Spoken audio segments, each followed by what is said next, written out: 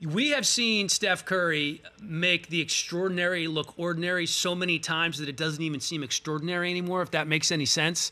Did you see last night, and is there anything that man does that surprises you anymore?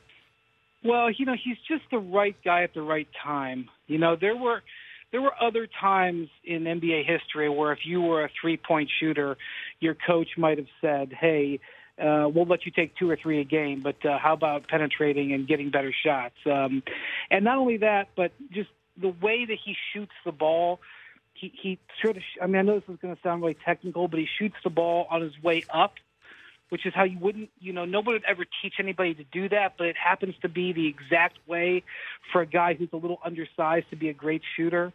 And his personality is so wonderful, and it's so much fits on that team. He's just the right man at the right time for an era of people are going to remember Steph Curry. There's so much. When I go across the country, I got to tell you, I don't see a lot of kids, under the age of 18 wearing LeBron and Kobe jerseys. They're all wearing Steph Curry jerseys. He is going to inspire a generation. And when we get 8 to 10 years from now, we're going to see a bunch of kids playing into the NBA who grew up watching Steph Curry, who are shooting on their way up because he's going to change the way the game is played. And it's, especially last night, there's no stakes in the game. It's just a Wednesday night in the NBA. And this is really what the NBA has at this point. The playoffs are probably not going to have a lot of drama unless there's a lot of injuries. The Warriors are going to win again.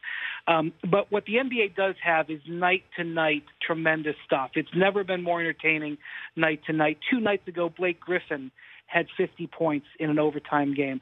Last night it was Steph. Tonight it'll be something else. And Steph, had another wonderful night last night. Can they keep it? Sorry, James. Can they keep this team, this crew together beyond this year, or does Klay Thompson say, you know what, I've won 4 or whatever it'll be at that time for him, and decide to move on? I don't think it's Klay Thompson. I think it's Durant. That's the guy they would have to worry about keeping. And I just think because Durant lives in this world where he's judged as something less than because he joined that team. And, I don't think that Kevin has a weakness in his game. The only weakness that he has really is his thin skin. And his thin skin and his desire to have his legacy not be defined as joining the Warriors might have him look around. And, the league changed when he went there. And the league would change again if he left. I think that's their danger.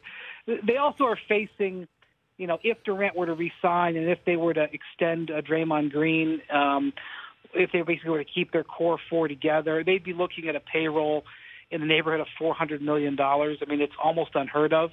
But they actually potentially would have the money to do it because they're about to move in to a new arena next year that will be the biggest cash cow building in the world in terms of producing money.